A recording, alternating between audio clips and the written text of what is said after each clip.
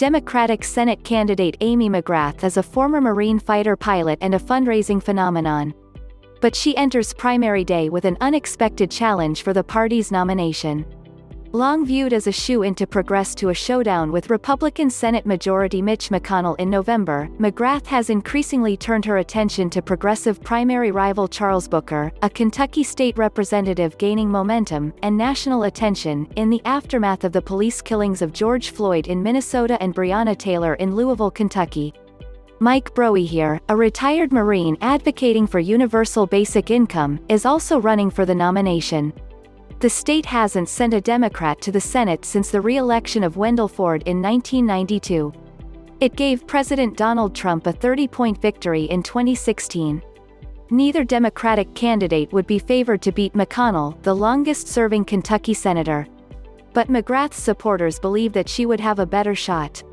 McGrath has raised over $40 million, an astonishing figure, and commands the support of the Senate Democratic campaign arm, a number of labor unions and others who are drawn to her background as a former fighter pilot who flew in combat for the Marines Corps.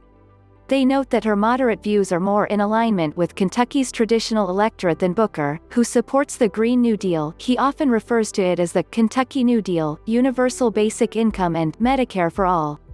McGrath in turn favors a public option and a Medicare buy-in for those over the age of 55, rather than overhauling the U.S. healthcare system with a single-payer program.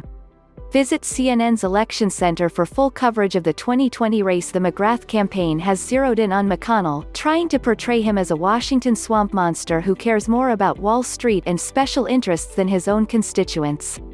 The McConnell campaign views McGrath as an extreme liberal whose campaign will waste millions of Democrats' dollars.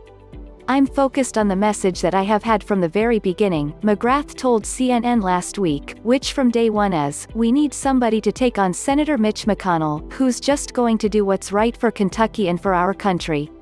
But Booker, the youngest black Kentucky lawmaker at 35 years old, comes from one of the state's poorest zip codes and has argued that his message is uniquely suited to the moment. His role in the protests that followed Taylor's killing, and McGrath's absence early on from anti-racism rallies in Kentucky, has contributed to the notion that the primary could be closer than anyone expected even a month ago.